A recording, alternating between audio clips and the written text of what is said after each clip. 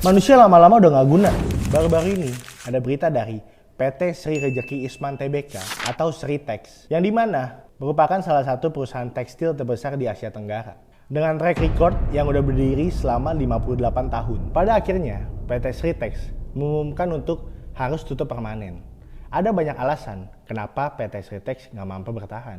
Nggak mau memperluas market, nggak mau investasi mesin-mesin baru. Dan banjirnya barang impor dari Cina yang bikin persaingan harganya itu udah nggak sesuai. Asetnya memang besar 9 triliun, tapi utangnya lebih besar lagi, yaitu 25 triliun atau lebih dari itu. Karena hal tersebut, PT Sritex mengumumkan harus PHK 10.000 karyawannya dan juga harus tutup. Dari sini kita belajar bahwa di dunia ini tuh nggak ada yang pasti dan juga nggak ada yang aman. Apalagi kita masih seorang karyawan atau seorang pekerja di suatu perusahaan.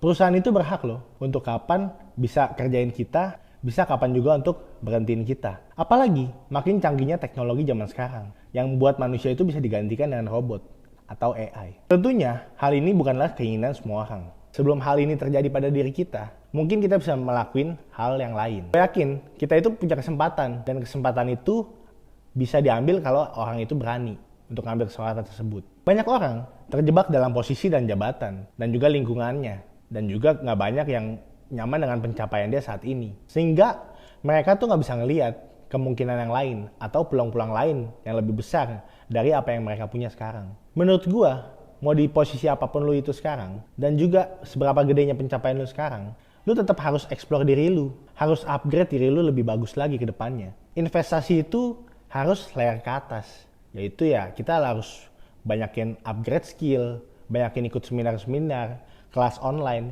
yang bisa bikin diri lu itu lebih bagus lagi, lebih punya value lagi.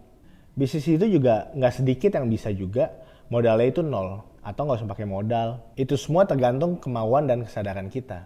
Jika amit-amit nanti suatu itu terjadi, contoh kayak PHK itu, ya suatu saat ya kita udah aman, istilahnya kita udah punya backupan plan. Jadi backup plan apa yang udah lu punya saat ini? Kalau lu setuju, lu boleh follow IG dan TikTok gua.